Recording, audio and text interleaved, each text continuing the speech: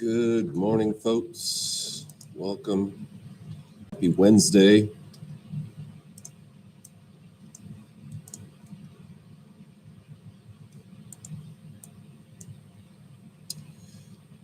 We'll get started in just a couple minutes here.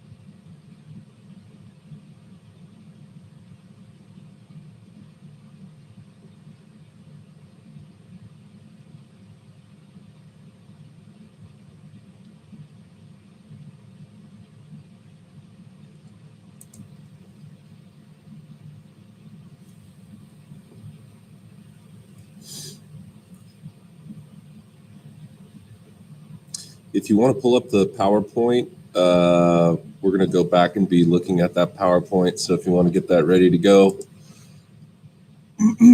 on slide 21 of the Renaissance one.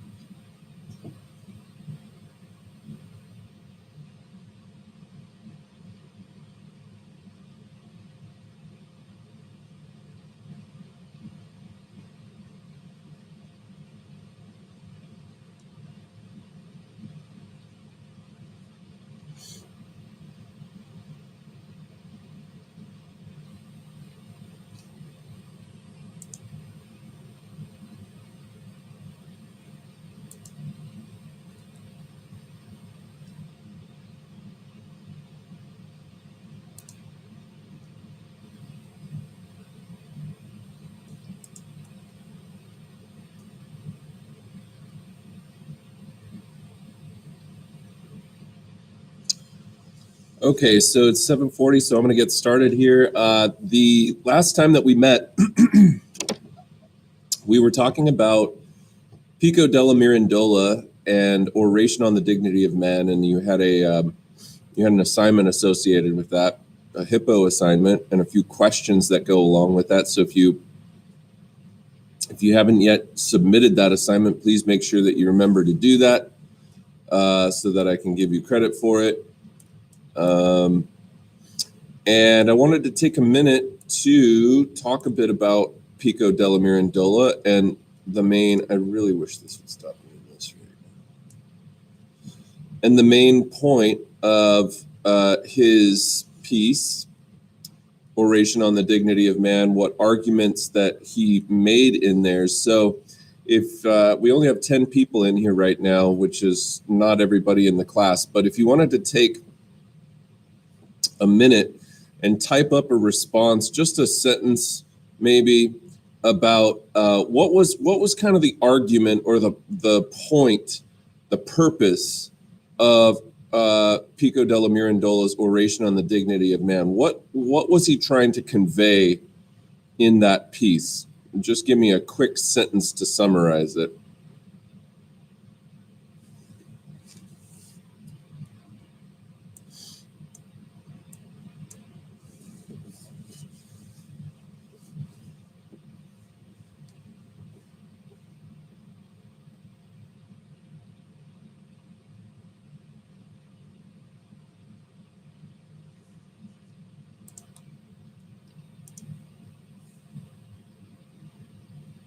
Anyone in the chat want to respond to that? Question being, what was the purpose of Pico della Mirandola's Oration on the Dignity of Man? What's the main argument that he's making there? Mahul, it was created for the purpose of glorifying God and appreciating what was created for the purpose of glorifying God and appreciating everything he has done for us. Do you mean Pico della Mirandola's piece? That's not quite it.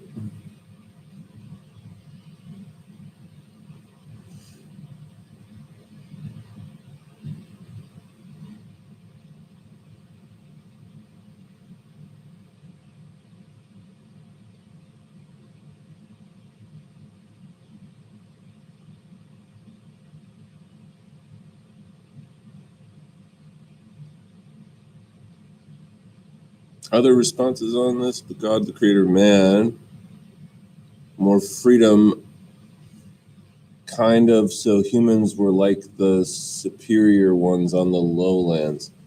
Okay, good. So it was created for the purpose. Mahul, when you say it was created, what are you referring? What are you referring to? Are you referring to man was created or people were created?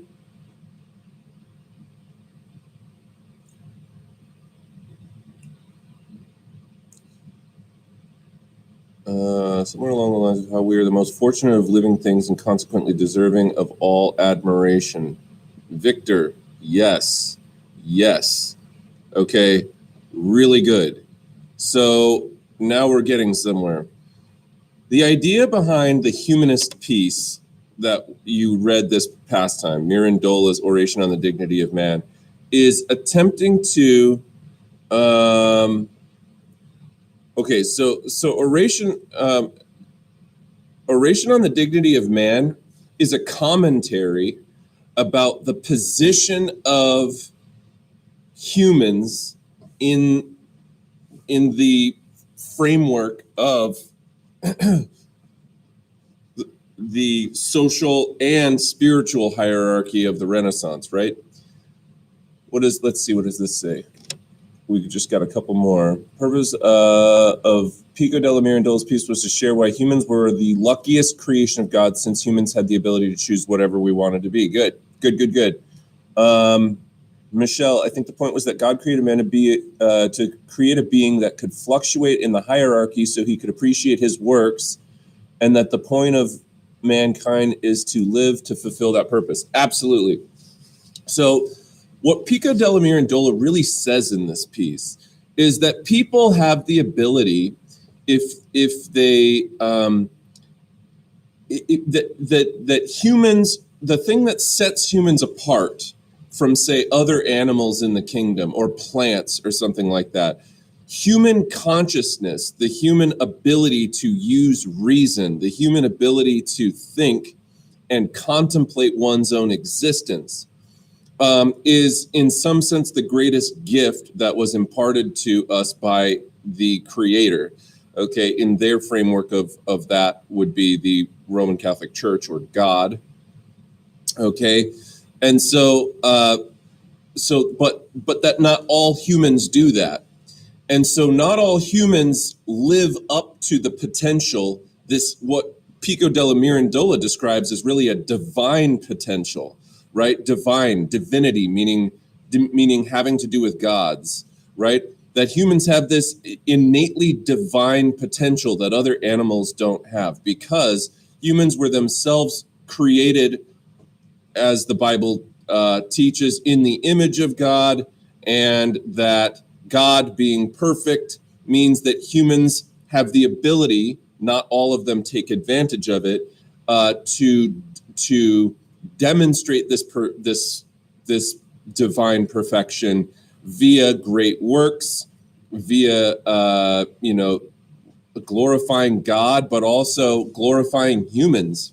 And that indeed, as opposed to what had been believed for a very long time about the hierarchical nature, the very patriarchal and hierarchical nature of the chain of being, we'll call it, right, which goes from God maybe down to saints, or then to angels, and then there's an order of existence that goes down to, say, like the Pope, and so on and so forth. You have this very, very rigid hierarchical chain of being at this time. And Pico della Mirandola says that humans have the ability to navigate up or down on that chain of being. If a human decides to act as a slovenly, sloth, lazy, gluttonous sort of creature, then they lower themselves to a lesser existence on the chain of being. However, those human beings that strive to become learned, to become educated, to indulge in let's say the Renaissance idea of virtue, or indulge in a life of letters and become literate and acquainted with poems and art, and kind of obtain this liberal arts well-rounded education, that indeed humans can increase their position on the chain of being. They can go up on the chain of being, and in fact may even rise above celestial beings like angels and so on, that they elevate themselves to, essentially, they have the potential to elevate themselves here on earth in this life, in a secular existence. They have the ability to elevate themselves to essentially the status of living gods. Okay, and that's essentially what Pico della Mirandola is arguing about the Renaissance, or not the Renaissance, but about the humans' position within or on Earth, or within this chain of being. Okay, so I hope that makes some degree of sense. Some of you made some really, really good comments on there, which is awesome. And I'll be looking through your responses on the Hippo assignment a little bit later. So right now, I just wanted to make sure that I debriefed a little bit on that, so that you guys understood what that piece was about, and the emphasis that it's placing on humans, and kind of this free will, or this ability or agency that is incorporated into humans, that is unique to us, right? Okay, getting back to the PowerPoint, I'm on slide 21. So I'm on the Renaissance PowerPoint, slide 21, and we're talking about art. And I started talking a bit about art last time when we talked about the late Middle Ages, and how art in the late Middle Ages had a tendency to look a little bit less polished, a little bit less reflective of surroundings, right? Like perspective was off, and maybe the colors were a little bit off, or the shading wasn't quite right. These are all artistic techniques that developed greatly during the Renaissance, and they don't happen overnight. You can tell pieces that are earlier on in the Renaissance, and then pieces that are later on in the Renaissance. But essentially, when we talk about Renaissance art, there's a couple of things that we need to keep in mind about it. Number one, it's more likely to have subjects that are non-religious figures. But that being said, remember, still a lot of Renaissance art does still have Renaissance figures in it, or religious figures in it, because remember, they're still living in the framework of like a society that's heavily, heavily dominated by the Roman Catholic Church, and the entire understanding of existence that surrounds the Roman Catholic Church at that time. So it's not that Renaissance art isn't religious at all. It is religious. There's a lot of religious art. In fact, one of the biggest patrons of the Renaissance artists was, in fact, the church itself. So it stands to reason that you're going to get a lot of religious art from the Renaissance, but not all of it is. And that's significant, because not to say that necessarily all Middle Ages art was religious, but a good majority of it was. And as we enter into the Renaissance, there's seemingly a rebirth, or a reintroduction of subjects that had not been seen in art for thousands of years, going back to ancient Greece and ancient Rome. So you start to see art that is based on ancient Greco-Roman values, right? And maybe stories about the ancient Greek gods and things like that. And there's a number of different pieces that we could point to, and they're in the PowerPoint as we go through, that are demonstrating that the subject of the art changes. So that's one major change. Another major change that happens in Renaissance art is that you see this development of perspective, linear perspective, where indeed the art becomes very, very lifelike, in the sense that depth is portrayed in a much more three-dimensional fashion, right? No longer does the art look kind of flat. Also, another thing about Renaissance art, as opposed to medieval art, where the subjects have a tendency to be a little bit flat in terms of not the depth, but more their expression. A lot of medieval art, the characters are kind of just sitting there with they're kind of just blank-faced. In Renaissance art, as you'll see on this slide here, right, this slide 21 that I'm on is a piece by Raphael, and it's it's Madonna and Child. Okay, that's not necessarily the name of the piece, but Madonna is Mother Mary, according to Catholics, the mother of Jesus. And I want you to look at the expression not only on her face, as she's a doting mother, and she has this very soft, gentle look on her face as she just fawns over her son, and then but also Jesus, and how baby Jesus there is portrayed, still perhaps somewhat awkwardly in terms of proportion. I'm going to talk a bit about why that happens in art. It's not because they didn't know how to draw babies. They did know how to draw babies. But if you think about what a baby is, right? A baby is not a fully formed, you're not in your, as a baby, you still have a lot of, well, that's true. They don't stay still, but that's not why they couldn't draw them.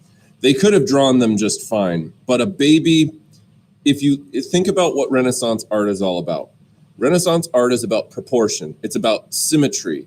It's about it's about idealism. And when we think about a baby and a baby's proportions, you're still not really fully formed as a baby, right? You have a lot of growing left to do. And I don't know if you've ever looked at the proportions of a baby's body and the size of its head and the length of its limbs, okay, comparative to a full-grown adult. And a full-grown adult's proportions look more normal. Babies, look at what Michelle says. Babies are asymmetrical and ugly. That's not exactly the point that I'm trying to make here. That's not what I'm trying to say, but they are a little bit disproportional in terms of how their limbs are, okay? And you wouldn't want to present this is their like supreme, Jesus is like their supreme, the whole faith is based around Jesus, okay? Do you want to present baby Jesus as somehow once upon a time not being perfect, okay? Not being in his full state of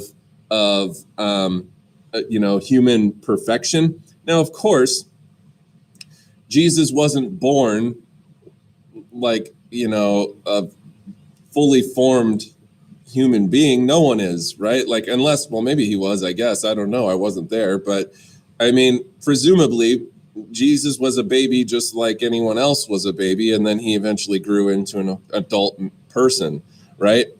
But they don't want to portray Jesus in art that way because it would seem almost disrespectful, right? Because it's like you're insinuating that at some point Jesus wasn't perfect and it took time for him to become perfect. So instead of drawing him with infantile proportions, like an actual infant baby would have, instead they draw him sometimes with very, very adult type proportions, which is why when you look at Jesus there, it almost looks like he's got the head of a baby, but the body of like, like a 40-year-old man or something. Okay, and in other earlier art, they just portray him looking like a small 40-year-old man, and so which is in a lot of late Middle Ages art. So it's like you've got, but the point that I'm trying to make here is actually, as baby Jesus is portrayed here, he's actually pretty infantile. He looks like a baby, at least on his face, and in other art he didn't, and that is a change. So they've and then too, he's got like this, he looks like, a sweet baby. He looks like a nice baby. And then you've got kind of these there's emotion conveyed in the art. The subjects are conveying an emotion, right? And there's clearly an interaction, not only between the subjects, okay, in the piece, but there's an interaction between the piece and the viewer, right? You feel something when you look at this piece, because as you examine their faces, you're reading into what it is that they're feeling, right? As opposed to art from the Middle Ages, a lot of times has a tendency to look so flat, and there's not a whole lot of emotion to be conveyed there. You're just looking at people kind of standing in lines and stuff like that. And we'll take a look at a couple examples of that as we move forward here. Here's another piece in the background of slide 22. I'm just going to quickly talk about the information on this slide. So the Quattrocento, okay, is the 1400s, which was the Florence-based Renaissance. As time goes on, they move into what becomes known as the Cinquecento, which is the 1500s, and that's the center of the Italian Renaissance shifts from Florence, which was largely funded by the Medicis and other well-to-do merchant families.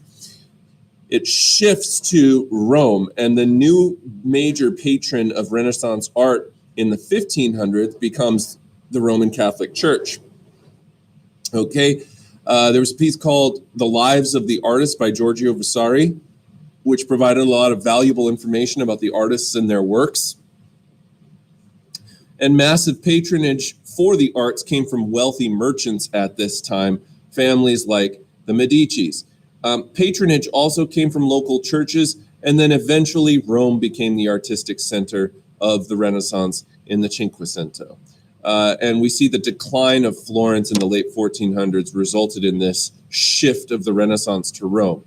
Now, as we go to slide number 23, you can see kind of what I was trying to explain to you before about the expressions on their faces. And also, if you take a look at Jesus there, that's baby Jesus, right?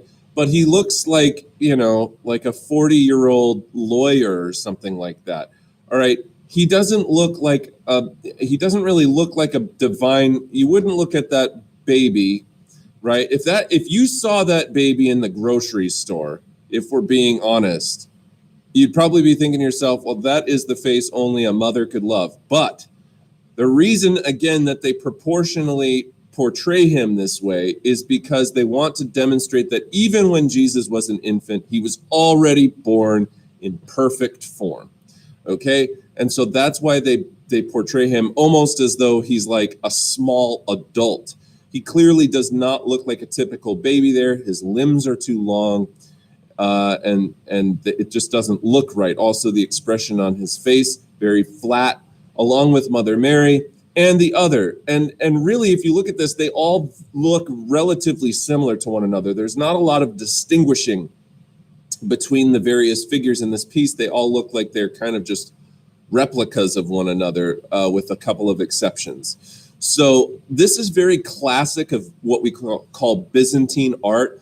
The shape of the eyes, they kind of have this almond-shaped eye, and they almost appear a little bit like they're squinting a little bit. The eyes seem like a little bit small and dead, and very kind of elongated noses is another feature of Byzantine art. But again, the proportions aren't quite right. As you see there, Mary and Jesus are seated in a kind of a giant throne, but the size of the throne, the size of the people next to the throne, behind the throne, proportionally, it doesn't look right. The depth is off on it, right? It looks like it's not right.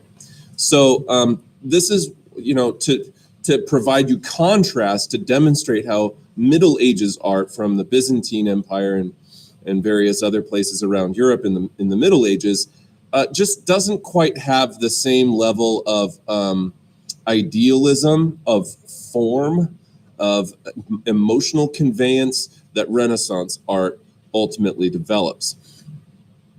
Now, the next piece here on slide 24 of the PowerPoint is not from the Renaissance. It's that piece is from the Baroque period.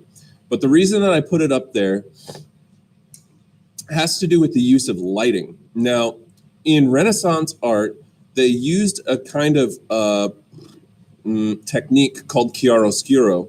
Chiaroscuro is the use of lighting and shading to enhance the naturalness of a scene and to give like the viewers a feeling of continuity with the painting, that the piece is cohesive, that light moves naturally throughout the subjects, and that places that don't have natural light shining on them are shrouded in a little bit of shadows and stuff like that. That technique continues to develop. Chiaroscuro continues to develop over time. And eventually, when we get to the Baroque period, there is a new technique that's developed called Tenebrism. And that's what you actually see on display in this piece in the background is Tenebrism.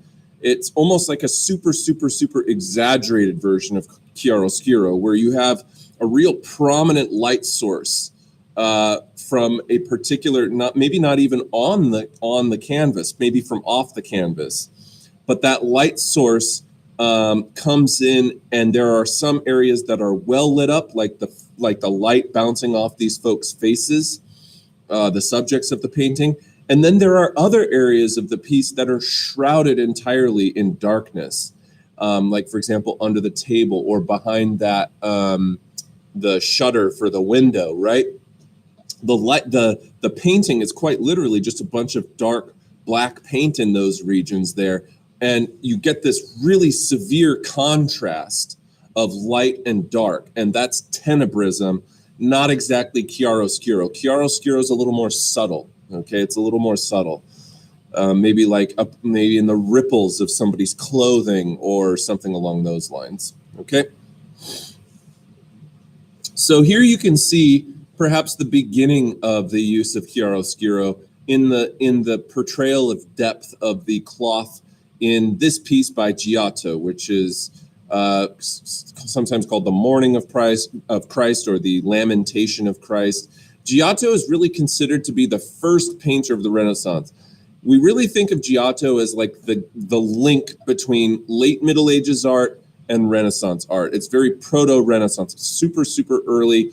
He was a painter in the late 1300s, in the early 1400s, I believe. And notice his use of chiaroscuro to, make the robes worn by these figures look more realistic, and the light under, the shadow where areas should be a little bit darker is demonstrated, and that gives this painting a lot more lifelike quality to it in terms of its portrayal of depth.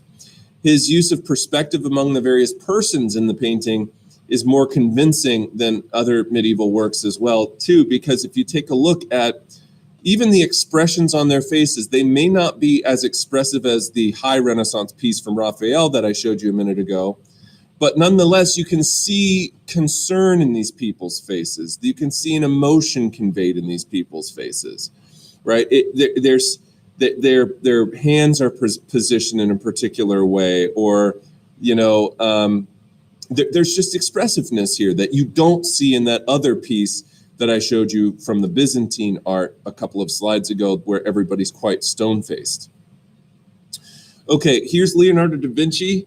The piece on the right is a self-portrait of Leonardo da Vinci. So that was Leonardo da Vinci drawing himself on the right-hand side. The left-hand side is just another image of what, and probably a very over-idealized image of what Da Vinci may have looked like. But it's probably much more accurate from the right-hand side picture of what Leonardo da Vinci looked like late in his life. Moving on to slide 27. This is Mona Lisa on the left, the actual Mona Lisa, the genuine one.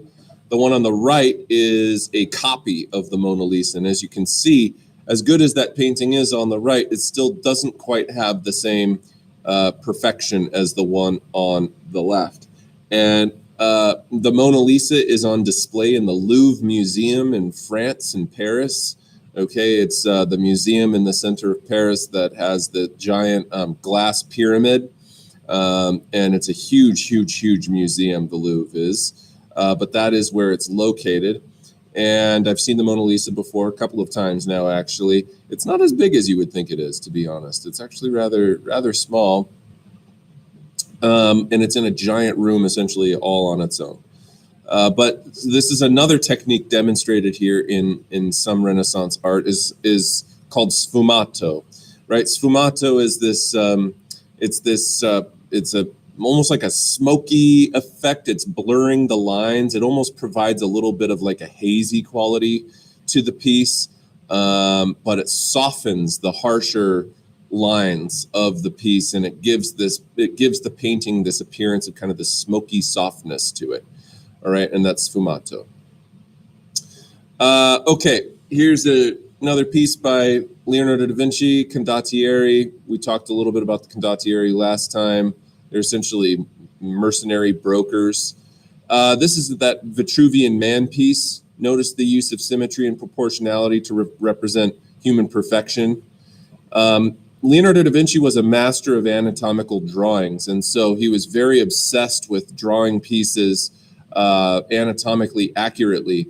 And as such, he was kind of a weird dude. Probably by modern day standards, people would be worried that this guy was like a serial killer or something, because he would he was obsessed with like corpses. So he would go and like examine, dead bodies and to take a look at the heart, or to take a look at the brain, to take a look at the bones, all right, and get a really solid understanding of how the human body is put together on a body part, bones, muscle, tissue basis, so that he could portray humans more perfectly in his paintings. It's rather genius, really, of course, because he's looking at the underlying structure of the human in order to get a better understanding of how to best portray them perfectly proportionally.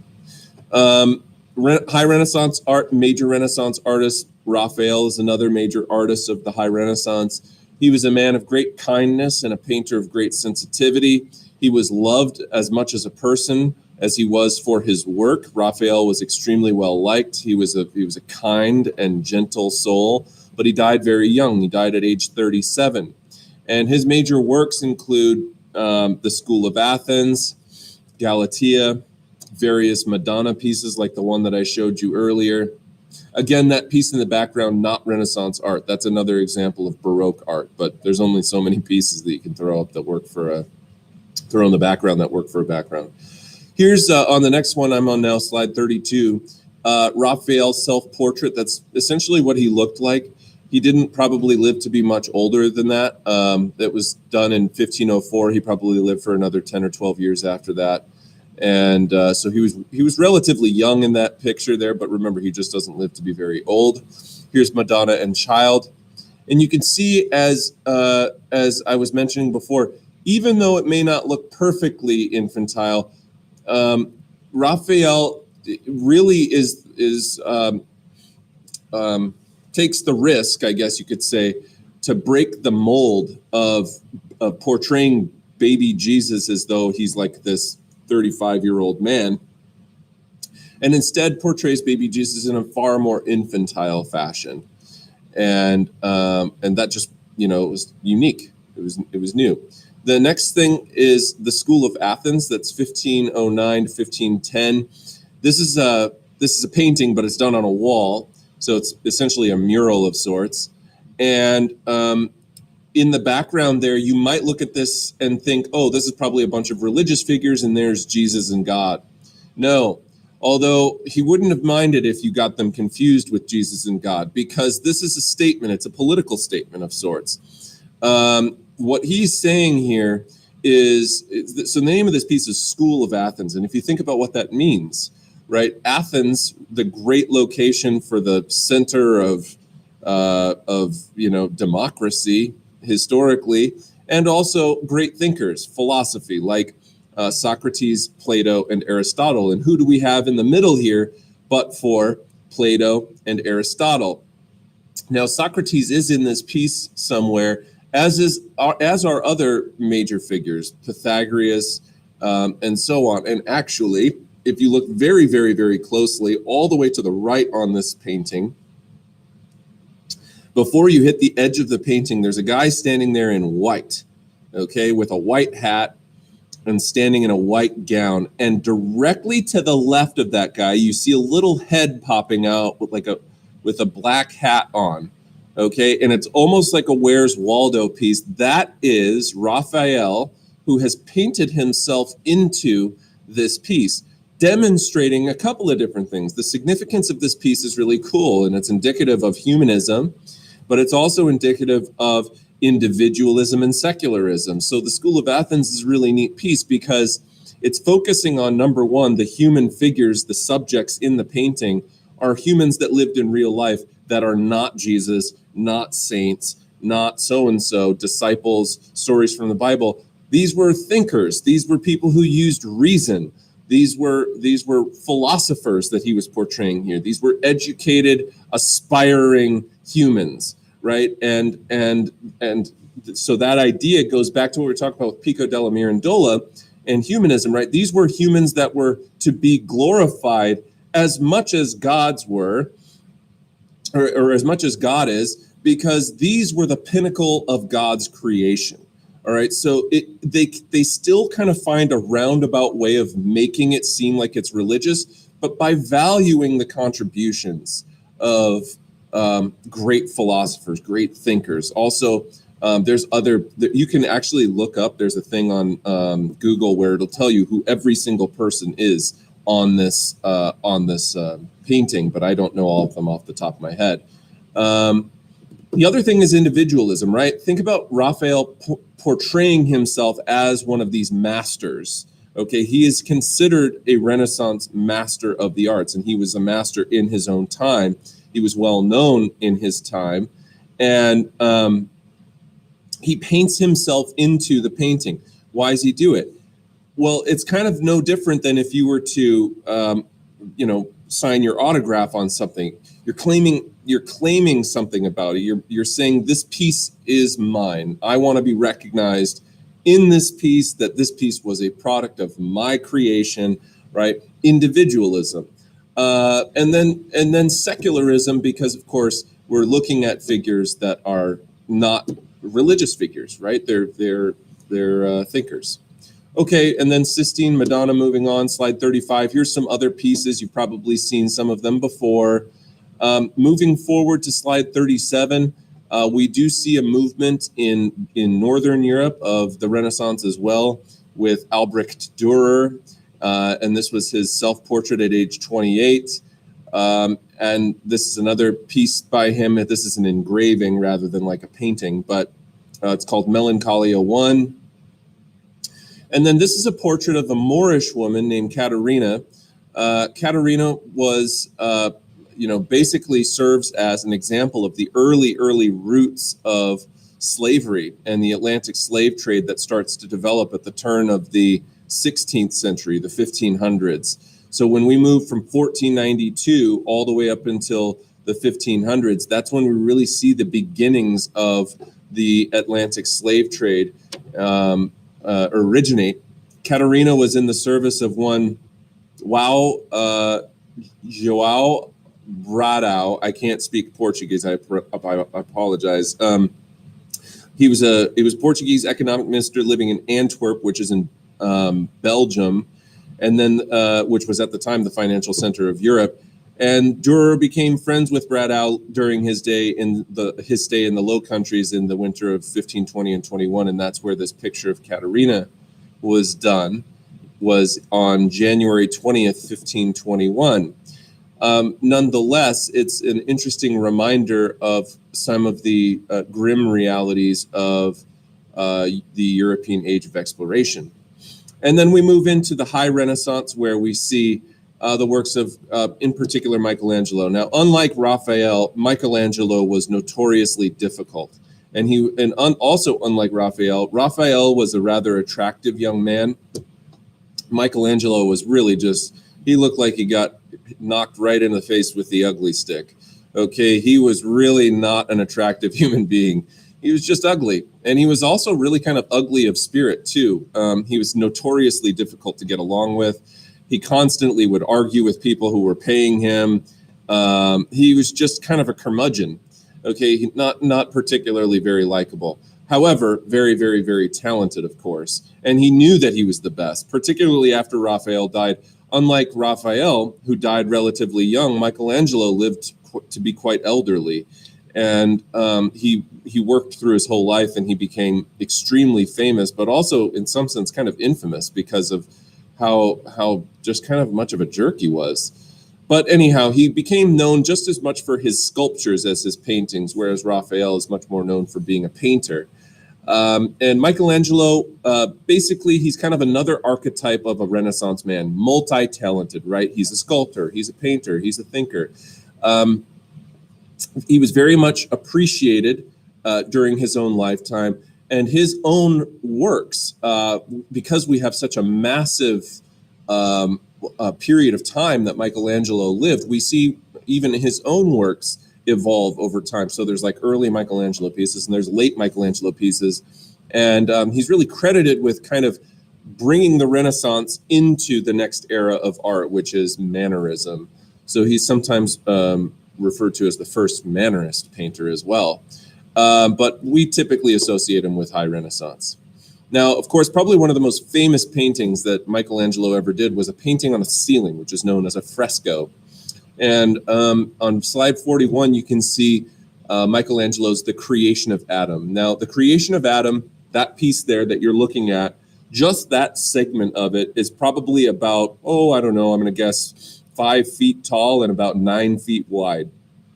Okay, it's pretty big, all right? But if you were to zoom that camera out, all right, if you were to zoom that camera out, which I am not able to do, that is one of like, I don't even know how many scenes on the ceiling of the Sistine Chapel in Rome, okay? And you look at this piece here, and I'm still on slide 41, you look at this piece, something may not be completely apparent right away, but I don't know if you notice this. First of all, you see how the fingers don't quite touch, right? The creation of Adam. But God is floating on, if you look at that, I don't know if you notice, what looks very similar to a human brain. Now, the reason that that's so cool is because the idea of divine perfection, that God is all-knowing, and knowing all and being perfectly perfect in every way, okay, divine perfection, that God's creation of Adam was in fact the supreme act of perfection, right?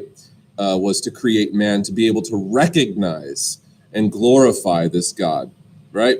Pretty cool, pretty cool. So anyhow, that is the creation of Adam. And then that's another piece there.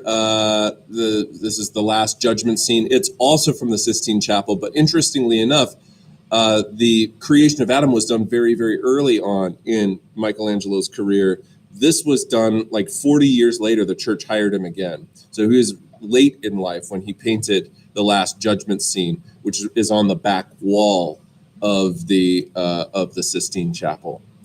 Okay, so let's see here. I'm going to jump past a lot of this, the art of this Venus de Milo. I'm sure you've seen some of these pieces before. Hercules. This is all ancient art. The idea being that Renaissance sculptors started modeling their art after the ancient art. But you can see as we get to slide 47, which is the next slide that I'm on, this was Michelangelo's sculpture. And that's what I was saying is, like, he's known for his painting. Don't get me wrong, Michelangelo's a fantastic painter, okay? But his sculptures are essentially second to none. And Michelangelo's Pieta, this is one of the most famous sculptures on the planet. And it was done right at the turn of the 16th century, right before the year 1500. And you can again see, I mean, it's just amazing. That is made of stone, right? It's like, it's almost hard to fathom how you're able to carve stone to make it look not only so lifelike, but just the way the fabric falls, and it's just absolutely remarkable in terms of its presentation. And you can see how much more emotion is conveyed in this piece than in, say, if you scroll back, that picture, or the picture of the sculpture of Julius Caesar there, or Emperor Augustus rather. Okay, you know, he's kind of flat-faced, he's pointing, but that's about it. This one is so much more, on slide 47, just so much more emotional. So, next one, Michelangelo's David. You guys have probably seen this one before. Michelangelo's David was not meant to be put on display like this. The story of David comes from the biblical story of David and Goliath. David and Goliath is like, David uses a sling and a stone and is able to take out this massive creature against all odds. Okay. And so you can see kind of the sling that he's got over his shoulder there. And again, Michelangelo's David is meant to be portrayed as absolutely perfectly proportionally as possible. But I want to remind you of something. So as one of the biggest criticisms that people sometimes say of Michelangelo's David is that the hand by his side looks too big, that the hand that is kind of that is you know, put down by his thigh there, that the hand is too large. But remember this, Michelangelo's David wasn't meant to be put on display at eye level.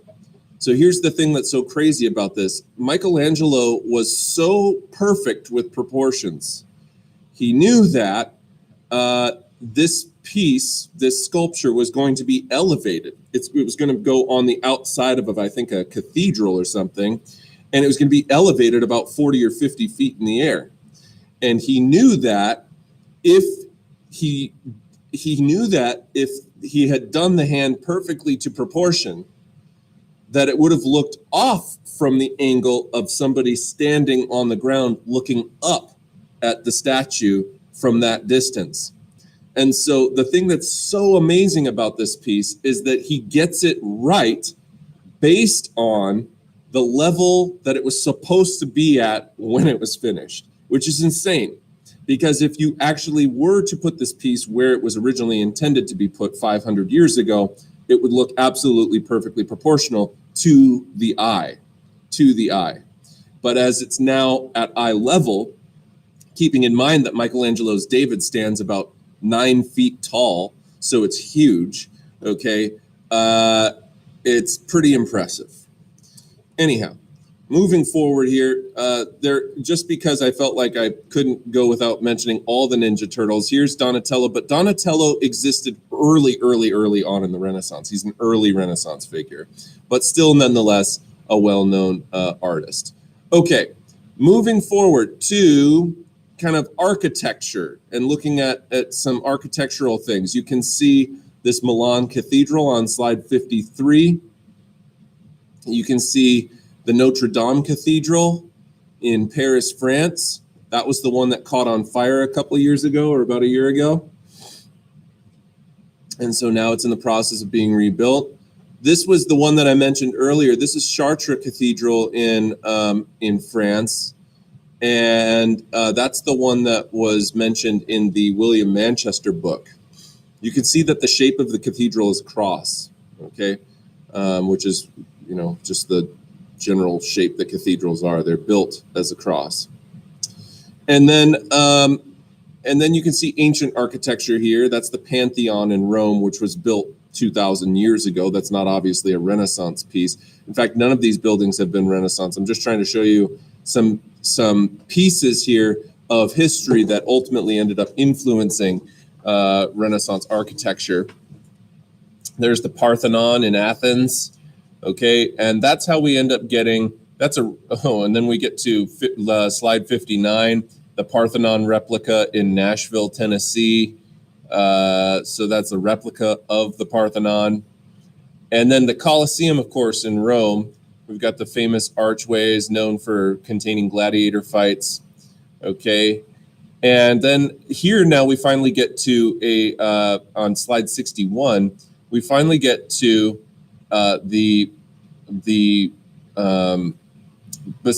Peter's Basilica, okay? And this was redesigned in the 16th century by prominent Renaissance artists and architects. And St. Peter's Basilica contains very strong elements, you can see there, of Greek and Roman architecture. You can see arches.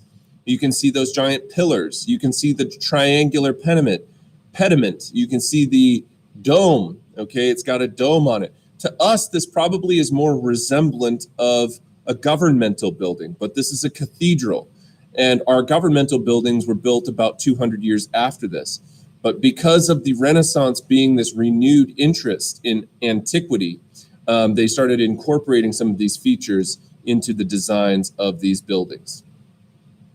Now, moving ahead to some other things that we need to talk about. So I want to talk about, so there were some French invasions in Italy, the French-Italian Wars, okay? The Treaty of Lodi was helping keep the peace. Milan, Naples, and Florence stood together against Venice, which was allied with the Papal States. And this ended in 1494 when Naples, with support of this guy named the Borgia Pope, Pope Alexander VI, threatened Milan, okay? And so remember that the Italian states didn't necessarily quite get along with one another. And as a result of that, they end up forging alliances against one another and with foreign states like France and Spain and so on. So in 1494, and this goes all the way up to 1527, so it's like 30 years of warfare, Charles VIII of France invaded when the Milanese leader Ludovico il Moro asked for French aid and to revive their dynastic claim to Naples. But he did not realize that France also had claims to Milan. And as a result of that, France kind of just like, they're like, yeah, sure, we'll come in and help out. And then they just kind of like start taking over the whole thing. And so King Charles VIII of France is pictured on slide 64. Ludovico il Moro from the Sforza family of Milan is pictured on the right. So the French invasions were devastating to Italy at this time, and it really ends up putting an end to the Renaissance period because Italy is facing this chaos from these invasions at this time. And so Florence and Naples were allied against Milan and quickly taken by France. And Florentine ruler, excuse me, Piero de' Medici tried to appease France by handing over Pisa, but this does not work. And so on and so on. I don't need to go on ad nauseum about the French invasions. They go on for a long time. Many were concerned that France would just take over all of the Italian states. Ferdinand II of Aragon, didn't it say that they all stood together against Venice, though? How come Naples? Because they switched sides. They backstabbed. So Mahul, the reason is because like they're trying. You just have to understand that there's no national unity between these Italians at this time. There's no like national identity where it's like you're Italian, I'm Italian. They backstab one another to get leverage on one another. These trading merchant families, they don't really care that much about other areas, particularly Naples. In Italian history, even in modern day times, southern Italy is kind of viewed as the odd one out. And people from Venice will still, when I was in Venice, they still talk bad about people living in Naples. Okay, they're more southern, they're more rural. and they look at them as being backwards and so on. Now, don't get me wrong. When I went to Naples, it was absolutely beautiful, and the people were very, very nice to me there. I had no problems at all. But in Italy, Northern Italians really don't care much for Southern Italians, which is really interesting. So at this time, that's even more prominent, and they just have shifting alliances, and that's why they don't stand together against these foreign invaders. And that's one of the reasons that actually Machiavelli, which is what our assignment's going to be about today, Machiavelli is critical of the Italian statesmen at this time for not recognizing that, for not taking action when they could have. And so what ends up, I'm just going to kind of skip forward here because these French invasions, I could talk on and on and on about them, but I don't really have the time, number one. And number two, I want to give you some time to work on this today. So the French returned 4 years later under the French king Louis XII. And he became a new ally of the Borgia Pope, who was still in power at that point. And the Borgia Pope was known in particular for being extremely corrupt. There's a whole lot of problems that are going on with the Roman Catholic Church during this era, the late 1400s. The schism, the Avignon papacy and all that has been resolved. But trust me, there have only been more problems developing at the upper echelons of the Roman Catholic Church. And the Borgia Pope was really, really, really not very religious. He was a guy who had multiple affairs out of wedlock. He had multiple children. He probably had inappropriate relations with his own daughter. He was a wreck. Okay, and also super corrupt, appointing people to positions in the church that were like, he was making like his nephews who were like in their teenage years cardinals and stuff like that. Nepotism, skimming money off the top. I mean, he was really, really, really corrupt as a pope. And so, people knew this, including higher ranking political figures in society, but this opens the opportunity to gain power, right, for France. And so the Borgia family, they're originally from Valencia. They moved to Aragon, Spain. They helped Louis XII with his marital and diplomatic issues. He was corrupt, but also extraordinarily powerful. And he was also the enemy of the Medici and the Sforza families, which were these wealthy merchant families competing with one another in Italy. So Pope Alexander VI abandoned the League of Venice, which allowed for a French reconquest of the Italian states. And so, the Pope kind of sells out these other Italian states in a sense. Eventually he dies and he is replaced by Pope Julius II, who's sometimes referred to as the warrior Pope. He brought the Renaissance papacy to its peak military prowess and diplomatic intrigue. It was a very highly secular papacy. It wasn't a very religious papacy. It's a very political papacy, a very militaristic one. And he drove out Venetians with the help of powerful allies and formed the Second Holy League with Ferdinand of Aragon, who was a Spanish leader, Venice, the Holy Roman Empire, and the Swiss to push the French out of Italy again. And the French were defeated by the Swiss in 1513 and eventually expelled entirely later on down the line. But not before they make a short comeback. So the French invaded Italy a third time under Francis I. And they defeat the Swiss at Marignano in September of 1515. They forced the Pope to sign the Concordat of Bologna in 1516.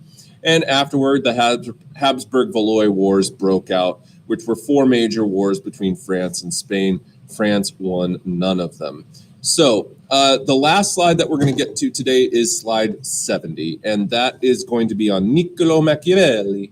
All right, Nicolo Machievelli is he's a author of a very, very famous book known as The Prince. He wrote The Prince in 1513. It's kind of a cynical, satiristic look at Italian politics at this time. And Niccolò Machiavelli had served in Italian courts for a long time. He was something of a diplomat and well-educated. And he's a humanist and a student of Rome. And he thought that good rulers would act with virtue. They would act decisively. They would act heroically.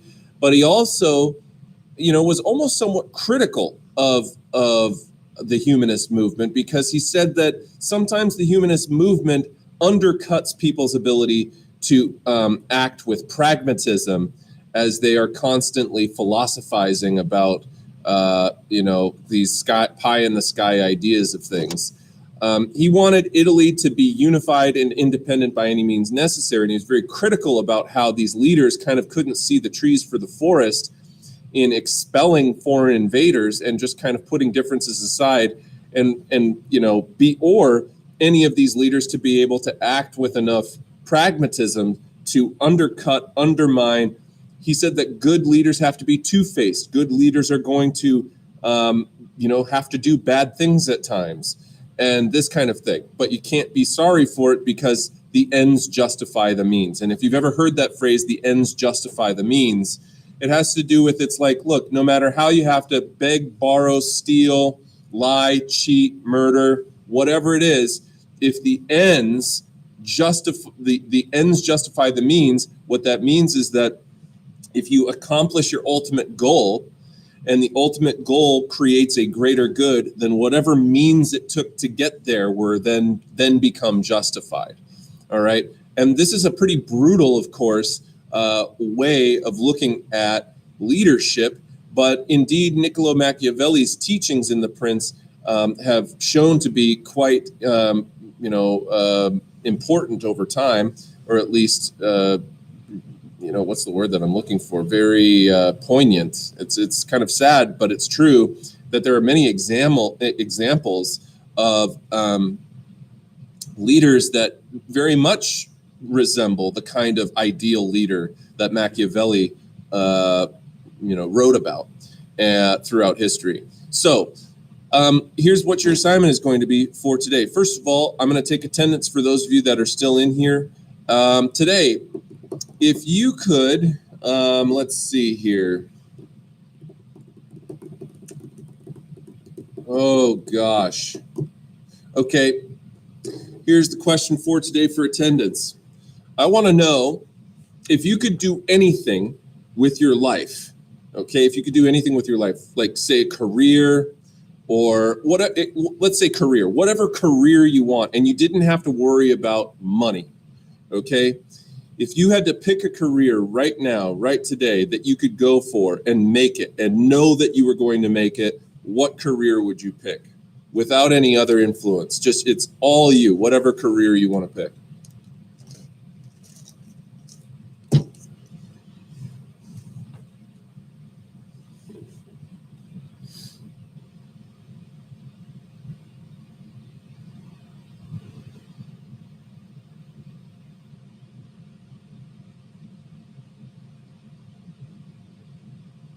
Physician's assistant, surgeon, artist, author, pathologist, cardiothoracic surgeon, become a computer engineer. I really like computers, good.